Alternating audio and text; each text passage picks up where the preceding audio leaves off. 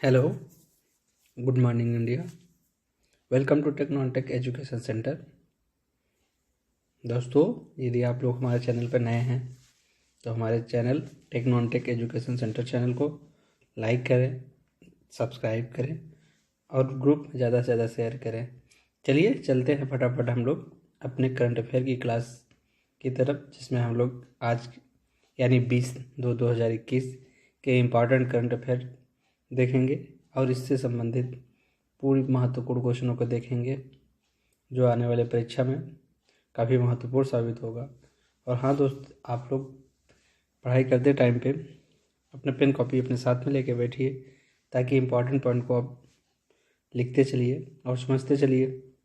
और हाँ दोस्त, आज हम लोग स्टैटिक जीके के दूसरे टॉपिक में देखेंगे। स्टैटिक जीके में पिछले पुराने सालों में पूछे गए परीक्षाओं में जो इम्पोर्टेंट क्वेश्चन हैं वो हम लेके आए हैं, जो आने वाली परीक्षा की दृष्टि से बहुत बहुत महत्वपूर्ण साबित होगा। आप लोग इसे भी डाउनलोड करते चले जाइएगा। चलिए शुरू करते हैं हम लोग आज क्या अपना करंट अफेयर का सेशन।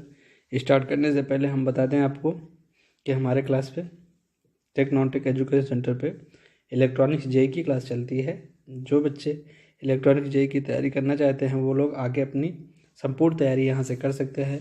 इस समय इलेक्ट्रॉनिक्स में क्लासें चल रही हैं, कम्युनिकेशन सिस्टम और डिजिटल इलेक्ट्रॉनिक्स, और प्रैक्टिस सेट भी कराया जा रहा है। जो बच्चे इच्छुक हों आके देख सकते हैं। चलिए ज़्यादा देर न करते हुए हम लोग अपने करंट अफेयर सेशन की तरफ चलते हैं। चलिए पहला क्वेश्चन देखिए क्या कहता है। ये रहा पहला क्वेश्चन आपके स्क्रीन पर दोस्त।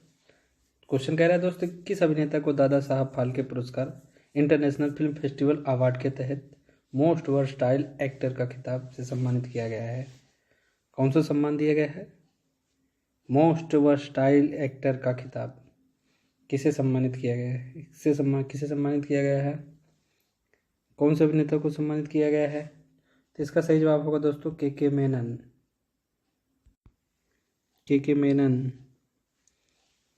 के मेनन है। दादा साहब फाल्के पुरस्कार भारत सरकार की ओर से दिया जाता है, आप लोग जानते हैं। भारत सरकार की तरफ से दिया जाता है, यह वार्षिक पुरस्कार है, हर साल दिया जाता है। इसका स्थापना कब हुआ था? 1963 में। वर्तमान में इस पुरस्कार में 10 लाख रुपए अगर पूछा जाए कि जो ये दिया जाता है, क्या नाम है कि दादा साहब फाल्के पुरस्कार, दादा साहब फाल्के पुरस्कार में क्या क्या दिया जाता है? 10 लाख की राशि दी जाती है और एक स्वर्ण कमल दिया जाता है। चलिए अगले क्वेश्चन पे चलते हैं हम लोग दोस्त। अगले क्वेश्चन पे चलने से पहले दोस्त हम लोग देख लेते हैं इसकी व्याख्या क्या है। ब्लैक फ्राइडे, सरकार राज, गुलाल, ABCD और द गाजी अटैक फिल्मों में काम कर चुके अभिनेता के मेनन को Dada Saheb Phalke international film festival awards के तहत मोस्ट वर्सटाइल एक्टर के खिताब से सम्मानित किया गया है। उनकी बॉलीवुड की पहली फिल्म कौन थी? नसीम जो 1995 में आई थी। चलिए अगले क्वेश्चन में चलते हैं दोस्त। ये रहा अगला क्वेश्चन आपकी स्क्रीन पे। क्वेश्चन कह रहा है, हाल ही में kho kho federation of India द्वारा आयोजित super league kho kho champion 2021 का खिताब किसने जीता है? तो यह खिताब किसने जीता है? तो इसका सही जवाब होगा दोस्तों पहाड़ी बिल्ला। पहाड़ी बिल्ला जो है इसका ये खिताब जीते हैं। चलिए अगले क्वेश्चन में चलते हैं हम लोग दोस्त। ये रहा अगला क्वेश्चन आपकी स्क्रीन पर दोस्त। क्वेश्चन बहुत ही इंपॉर्टेंट है। कह रहा है कि किसान से संबंधित है। किसान हाल ही में किसान पीरामल ग्रुप को दीवान हाउसिंग फाइनेंस के अधिग्रहण को मंजूरी दे दी है। तो किसने दी है मंजूरी? अधिग्रहण की मंजूरी किसने दे दी है? तो यह है reserve bank of India. Reserve bank of India ने मंजूरी दे दी है। चलिए जब आ गया है रिजर्व बैंक ऑफ इंडिया तो इससे जुड़ी कुछ बातों को और जान लेते हैं हम लोग। रिजर्व बैंक ऑफ इंडिया, इसका हेड क्वार्टर कहाँ पे है? हेड क्वार्टर है मुंबई, महाराष्ट्र। कहाँ पे है? मुंबई, महाराष्ट्र में है। और इससे पूछ लिया जाए कि स्टेबल कब किया गया था इसका, तो 1 अप्रैल 1935। 1935 में। गवर्नर पूछ लिया तब, गवर्नर कौन है?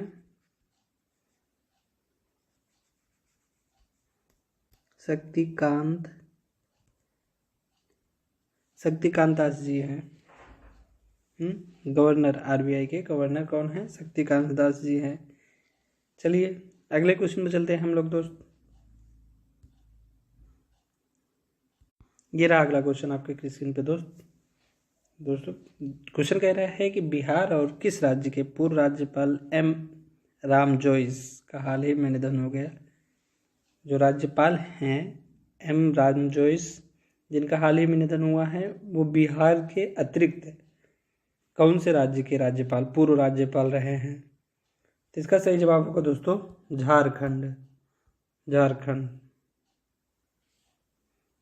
होगा। झारखंड से जुड़ी कुछ बातों को हम लोग देख लेते हैं, लगे हाथ इसी बात को।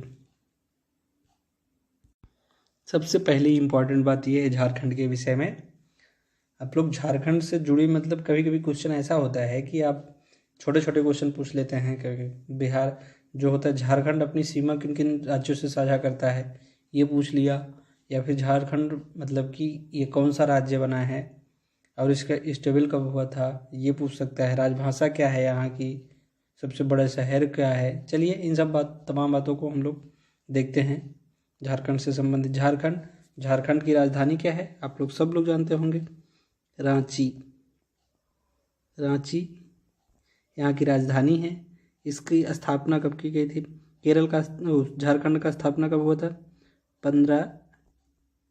15 नवंबर 2000 को 28वें राज्य के रूप में किया गया था। इसका गठन 28वें राज्य के रूप में गठन किया गया था। अब पूछ लिया, सबसे इम्पोर्टेंट बात यह कि यहाँ के मुख्यमंत्री कौन है? हेमंत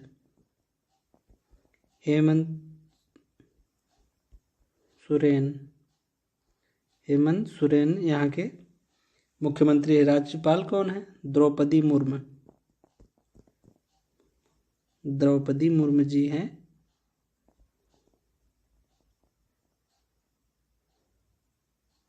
द्रौपदी मुर्मू यहाँ की राज्यपाल हैं। अब पूछ लिया सबसे इम्पोर्टेंट बात, कभी कभी ऐसे डायरेक्ट क्वेश्चन पूछ लेता है एग्जामों में कि विधानसभा सीट, जैसे झारखंड की विधानसभा सीटें कितनी हैं?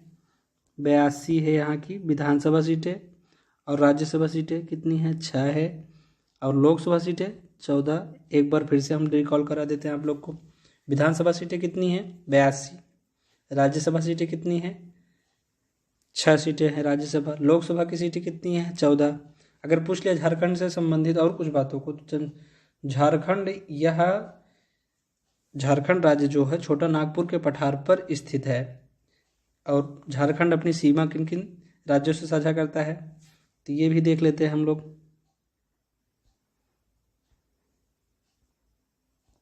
चलिए झारखंड दिखाते हैं हम कि झारखंड अपनी सीमा किन किन राज्यों से साझा करता है। मान लीजिए झारखंड हो गया, झारखंड उत्तर में बिहार राज्य से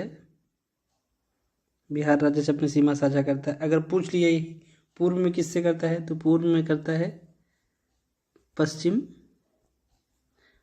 बंगाल से। किससे करता है दोस्तों अपनी सीमा साझा? पश्चिम में। पूर्व में किससे साझा करता है अपने सीमा साझा? पश्चिम बंगाल से करता है। अब यही बात पूर्व में पूछ लिया जाए, तो पूर्व में 2 राज्यों से अपनी सीमा साझा करता है झारखंड। वह राज्य कौन कौन से हैं? छत्तीसगढ़, दूसरा उत्तर प्रदेश। अब रहा बचा केवल दक्षिण की साइड में किससे साझा करता है झारखंड अपनी सीमा? झारखंड अपनी सीमा दक्षिण में उड़ीसा के साथ करती है सर। चलिए अब हम लोग चलते हैं अगले क्वेश्चन पे, जो कि आने वाली परीक्षा की दृष्टि से काफ़ी महत्वपूर्ण साबित होगा। और हाँ दोस्त, आप लोग अच्छे से तैयारी कीजिए, आप लोग पूरे मन से लगिए, हमारे चैनल पे आइए। हम लोग अच्छे कंटेंट देते हैं जिससे आप लोग का भला हो सके।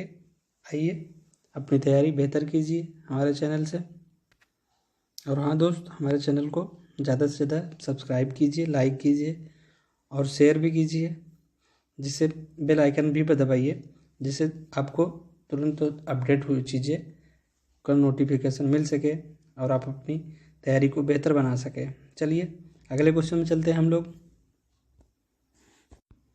अगले क्वेश्चन पर चलने से पहले एक बार देख लेते हैं हम लोग झारखंड देख लीजिए। ये भारत के नक्शे में झारखंड कहाँ पे अवस्थित है ये देख लीजिए आप लोग। किसी किसी सीमा साझा कर रहा है, अपना सीमा साझा किससे किससे कर रहा है देख लीजिए आप लोग। चलिए हम लोग चलते हैं अगले क्वेश्चन पे। ये रहा अगला क्वेश्चन। निम्न में से किस देश के फेडरल एविएशन एडमिनिस्ट्रेशन ने उड़ने वाली पहली हाइब्रिड कार को मंजूरी दे दी है? एविएशन एडमिनिस्ट्रेशन ने उड़ने वाली पहली हाइब्रिड कार को मंजूरी दे दी है। तो यह कौन सा देश है? तो इसका सही जवाब होगा दोस्तों अमेरिका। चलिए अब इससे संबंधित कुछ बातों को देख लेते हैं हम लोग।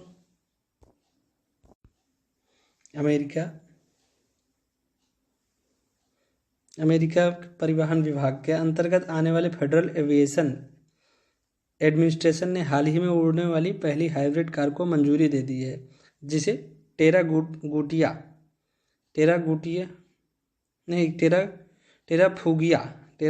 ट्रांजिशन विकसित किया गया है। इस हाइब्रिड ग्राउंड एयर व्हीकल को 160 किलोमीटर प्रति घंटा की रफ्तार से उड़ान भरने की अनुमति देगी। तब इसको कितने किलोमीटर उड़ान प्रति घंटे की उड़ान से उड़ सकता है ये? तो यह 160 किलोमीटर प्रति घंटा की उड़ान से उड़ सकता है। चलिए अगले क्वेश्चन चलते हैं हम लोग दोस्त। ये रहा अगला क्वेश्चन आपकी स्क्रीन पर। भारतीय जूट निगम और भारतीय बीज निगम के बीच समझौते के बाद किसान वाणिज्यिक जूट बीज वितरण योजना शुरू की है। तो किसने शुरू की है? तो इसका सही जवाब होगा दोस्तों स्मृति ईरानी जो है राष्ट्रीय बीज निगम के बीच समझौते के बीच वाणिज्यिक जूट वितरण की योजना शुरू की हैं, वो हैं स्मृति ईरानी। चलिए अब हम लोग चलते हैं अगले क्वेश्चन पे।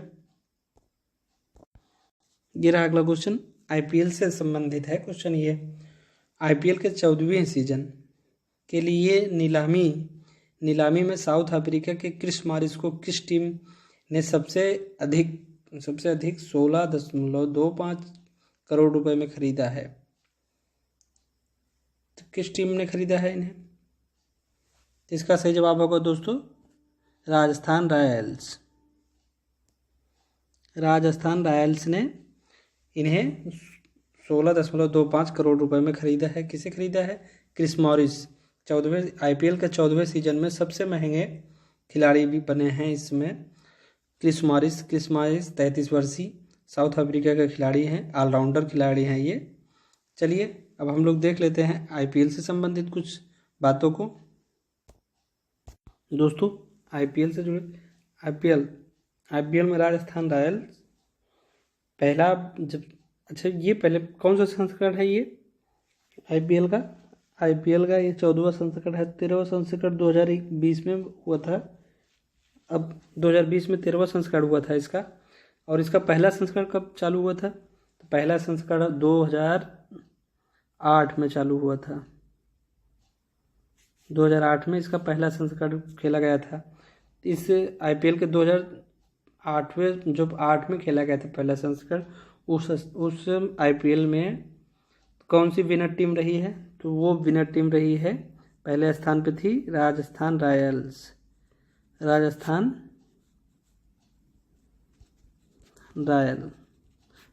रॉयल थी जो पहले पे थी। और किसे हराकर ये पहले पे बनी थी दोस्तों? सबसे ज़्यादा बार आईपीएल में विजेता टीम कौन सी है? कितने बार जीती है वो? मुंबई इंडियंस जो है दोस्त, मुंबई इंडियन जो है इस खिताब को IPL में 5 बार विनर रही है, 5 विनर IPL में विनर रही है। IPL 2020 का 13वां संस्करण था जिसे मुंबई इंडियंस ने जीता था। चलिए, किसे हराकर जीता था ये? दिल्ली कैपिटल्स को हराकर मुंबई इंडियंस जो टीम है वो 2020 में 13वां संस्करण जीत ली थी।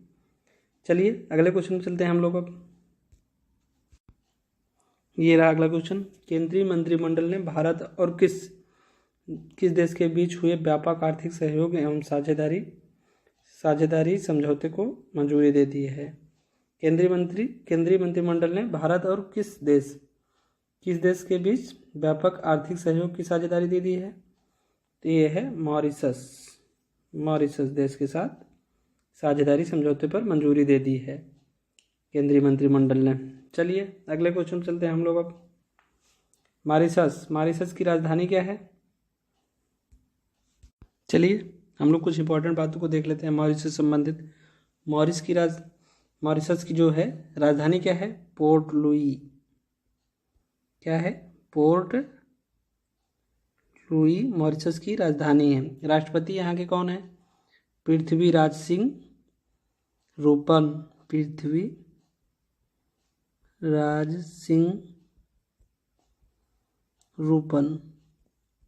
पृथ्वीराज सिंह रूपन कौन है यहाँ? राष्ट्रपति हैं। प्रधानमंत्री कौन है? प्रवीण जगन्नाथ जो है यहाँ के प्रधानमंत्री। मुद्रा क्या है? मॉरिशस रुपया।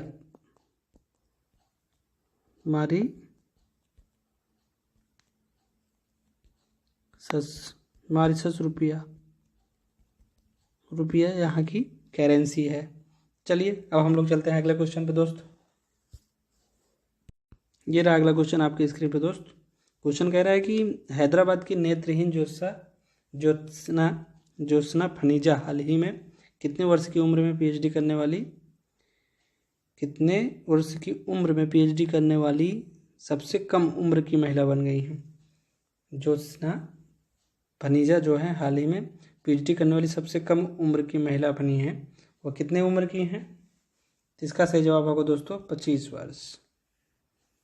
25 वर्ष की हैं नेत्रहीन ज्योत्सना फनीजा, जो हाल ही में पीएचडी करने वाली सबसे कम उम्र की महिला बन गई हैं।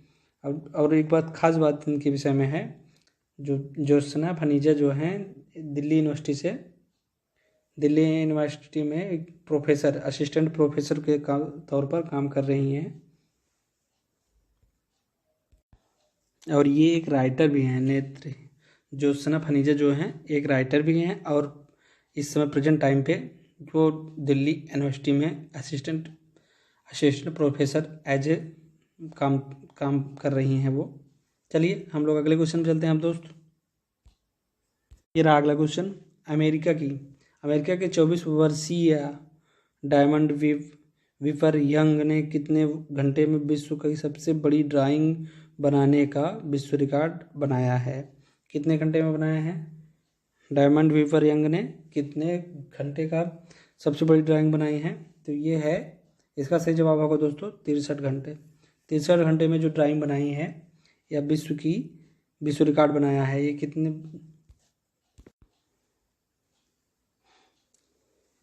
24 वर्षीय डायमंड वीपर यंग ने 6450 वर्ग फीट क्षेत्र में 63 घंटे ड्राइंग बनाकर विश्व की सबसे बड़ी ड्राइंग बनाने का विश्व रिकॉर्ड बनाया है। जबकि इससे पहले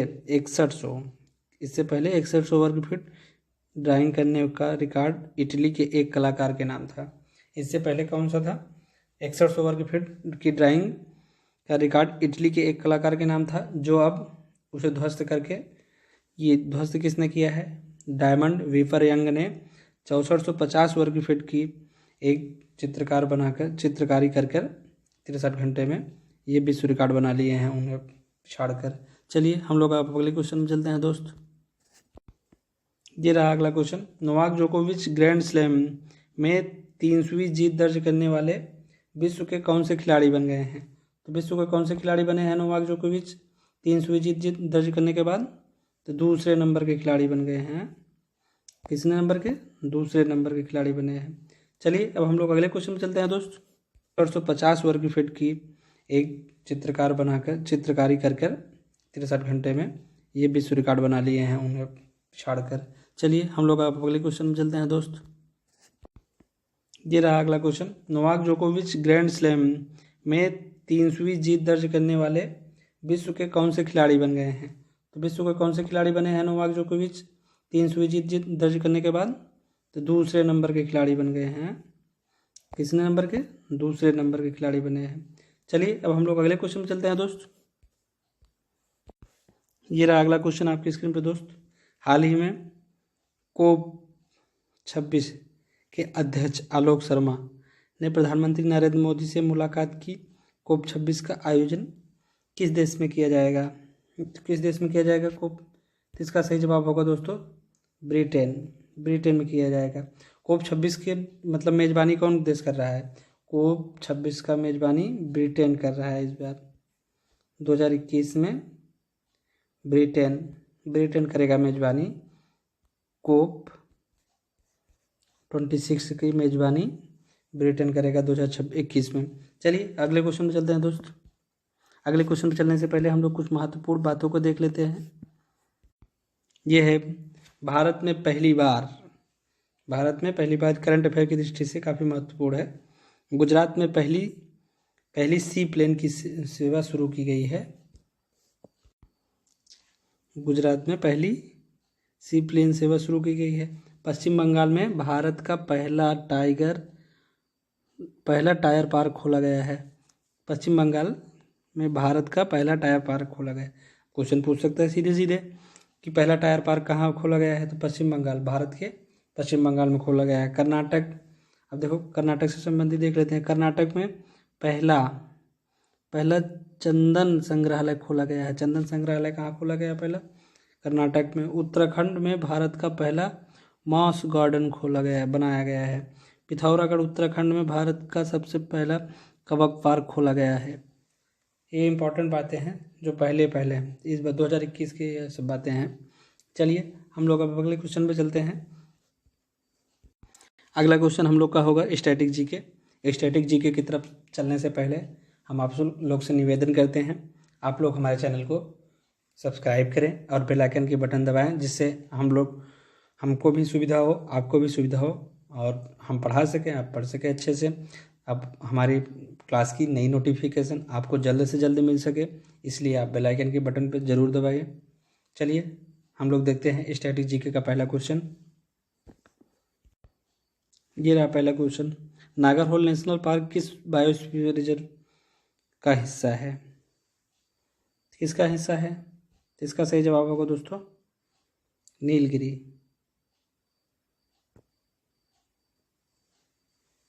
चलिए अगले क्वेश्चन पे चलते हैं हम लोग। नागरहोल राष्ट्रीय उद्यान जिसे नागरहोल राष्ट्रीय उद्यान को दूसरे नाम से किस नाम से जाना जाता है? राजीव गांधी नेशनल पार्क के नाम से भी जाना जाता है, जो कि दक्षिण भारत के कर्नाटक राज्य में स्थित है। Nagarhole national park Nilgiri biosphere reserve का हिस्सा है। किसका हिस्सा है? नीलगिरी बायोस्फीयर। किसका हिस्सा है? नीलगिरी बायोस्फीयर का हिस्सा है। यह कहाँ पे अवस्थित है? कर्नाटक राज्य में स्थित है नागरहोल का अगर पूछ लिया जाए, नागरहोल राष्ट्रीय उद्यान का दूसरा नाम क्या है? राजीव गांधी नेशनल पार्क इसका दूसरा नाम है। चलिए अब हम लोग चलते हैं अगले क्वेश्चन पे। ये रहा अगला क्वेश्चन कह रहा है कि भारत में फिल्म और टेलीविज़न संस्थान कहाँ स्थित है? फिल्म और टेलीविज़न संस्थान कहाँ स्थित है? यह पुणे में स्थित है। चलिए अगले क्वेश्चन में चलते हैं हम लोग। बहुत ही इजी क्वेश्चन है, अभी पिछली परीक्षा में पूछा जा चुका है एनटीपीसी के। निम्न में से किस भारतीय राज्य की राजधानी रायपुर है? रायपुर किसकी राजधानी है? इसका सही जवाब होगा दोस्तों छत्तीसगढ़ की राजधानी रायपुर। चलिए अगले क्वेश्चन चलते हैं हम लोग। ये रहा अगला क्वेश्चन। महात्मा गांधी का जन्म भारत के किस राज्य में हुआ था? महात्मा गांधी का जन्म भारत के किस राज्य में हुआ था? गुजरात राज्य में हुआ था। चलिए अगले क्वेश्चन चलते हैं हम लोग। ये रहा अगला क्वेश्चन आपकी स्क्रीन पे। एथिलीन किस प्रकार का एक अणु है? एथिलीन जो है एक किस प्रकार का अणु है? एथिलीन जो है आध्रुवीय प्रकार का अणु है। आध्रुवीय प्रकार का अणु है एथिलीन। चलिए अगले क्वेश्चन पे चलते हैं हम लोग। ये रहा अगला क्वेश्चन आपकी स्क्रीन पे।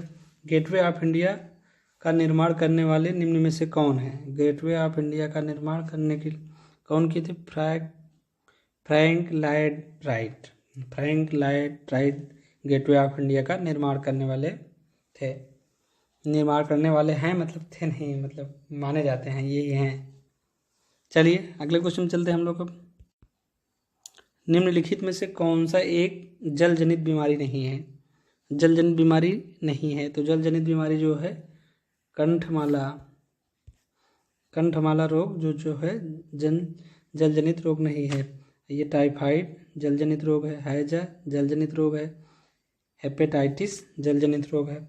लेकिन जो ये है कंठमाला रोग वो जल जनित रोग नहीं है। चलिए अगला क्वेश्चन चलते हैं हम लोग। ये रहा कंप्यूटर से संबंधित क्वेश्चन जो एनटीपीसी में पूछा जा सकता है। आप लोग इसे भी देख लीजिए अच्छे से और आप ये लिख भी लीजिए। Desktop computer, laptop computer, tablet और स्मार्टफोन किससे भिन्न प्रकार हैं? किससे भिन्न प्रकार हैं ये? इसका सही जवाब होगा दोस्तों माइक्रो कंप्यूटर। माइक्रो कंप्यूटर एक पोर्टेबल कंप्यूटर है, आप चाहे जहाँ ले जा सकते हैं। और डेस्कटॉप जो लैपटॉप है ये पोर्टेबल नहीं है उतना, हम इनको कहीं भी ले जा नहीं जा सकते हैं, इसलिए इन सबसे भिन्न है माइक्रो कंप्यूटर। चलिए अगले क्वेश्चन में चलते हैं हम लोग। अब ये रहा अगला क्वेश्चन आपकी स्क्रीन पे। कंप्यूटर प्रोग्रामिंग में बाइनरी लॉजिक और अंकगणित निम्नलिखित में से किस अग्रणी व्यक्ति की देन है? किसकी देन है? यह क्लाउड सैनन की देन है बाइनरी लॉजिक अंकगणित। चलिए अगले क्वेश्चन चलते हैं अब हम लोग। ये रहा अगला क्वेश्चन, बहुत ही महत्वपूर्ण क्वेश्चन है, इसे इंपॉर्टेंट करके आप लोग लिख लीजिए। आप लोग अपनी परीक्षा को लेकर काफ़ी सजग होंगे, इसलिए आप लोग पढ़ाई में विशेष ध्यान रखें। और चलिए हम लोग क्वेश्चन को देखते हैं। फ्लाइंग इट माई वे आत्मकथा के लेखक कौन है? फ्लाइंग इट माई वे के लेखक सचिन तेंदुलकर जी। चलिए अगले क्वेश्चन में चलते हैं हम लोग। ये रहा अगला क्वेश्चन, पॉलिटी से संबंधित है। भारतीय संविधान के अनुसार राष्ट्रपति अपना त्यागपत्र किसे देता है? तो राष्ट्रपति जो है त्यागपत्र किसे सौंपते हैं? ये सौंपते हैं अपना त्यागपत्र उपराष्ट्रपति को। चलिए अगला क्वेश्चन चलते हैं अब हम लोग।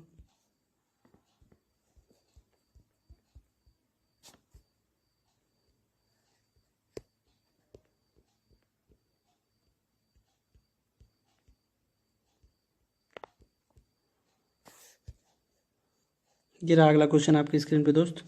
अल्बर्ट आइंस्टीन को किस विषय में भौतिकी का नोबेल पुरस्कार मिला है? किस वर्ष मिला है? तो इनको मिला है 2021 में 1921 में मिला है नोबेल पुरस्कार इन्हें। विश्व प्रसिद्ध सैद्धांतिक भौतिकविद अल्बर्ट आइंस्टीन, जिन्हें सापेक्षता के सिद्धांत और द्रव्यमान ऊर्जा समीकरण E=mc² के लिए जाना जाता है, उन्हें वर्ष 1921 में भौतिक का नोबेल पुरस्कार दिया गया था। कब दिया गया था अल्बर्ट आइंस्टीन को? 1921 में। चलिए अगला क्वेश्चन, और ये लास्ट क्वेश्चन होगा आज का। चलिए देखते हैं अगला लास्ट क्वेश्चन क्या है। साझी कला भारत के निम्नलिखित में से किस राज्य से संबंधित है? साझी कला जो है भारत के किस राज्य से संबंधित है? इसका सही जवाब होगा दोस्तों उत्तर प्रदेश। उत्तर प्रदेश राज्य से साझी कला जो है उत्तर प्रदेश से संबंधित है। चलिए आज यहीं से अपना सेशन समाप्त करते हैं दोस्तों। कैसी लगी क्लास आप लोग कमेंट बॉक्स में लिखकर ज़रूर बताइएगा। और बस धन्यवाद दोस्तों, जय हिंद।